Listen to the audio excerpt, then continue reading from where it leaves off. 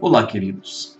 Nossa escola dominical está com uma nova proposta de grade curricular. Nós temos atualmente duas salas destinadas ao público juvenil e adulto, que são as salas Vencedores por Cristo e Heróis da Fé. Até então, geralmente a matrícula se dava pelo critério de idade. A partir deste ano, a matrícula vai se dar pelo critério do interesse. Você que não é matriculado na escola dominical, neste primeiro trimestre poderá escolher um dos cursos que queira fazer.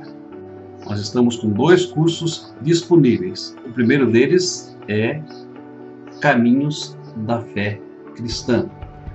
O segundo é Avaliando a Minha Vida.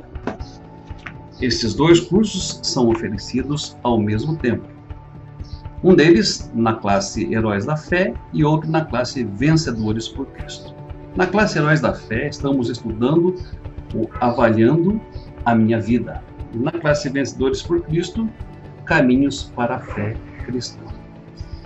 Você poderá optar entre um ou outro curso, ou na classe Vencedores por Cristo, onde há 8 vagas, ou na classe Heróis da Fé, com vagas ilimitadas.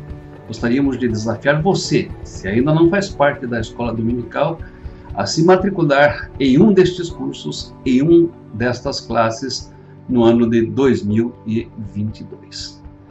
A escola dominical é uma instituição muito importante na Igreja Presbiteriana do Brasil, porque através delas nós somos ensinados nas doutrinas de Jesus Cristo, cumprindo a sua ordem, que não só é de evangelizar e fazer discípulos, mas de ensinar a guardar todas as coisas que ele nos ensinou. Seja bem-vindo à nossa escola dominical. Contamos com a sua matrícula, com a sua presença, com a sua participação.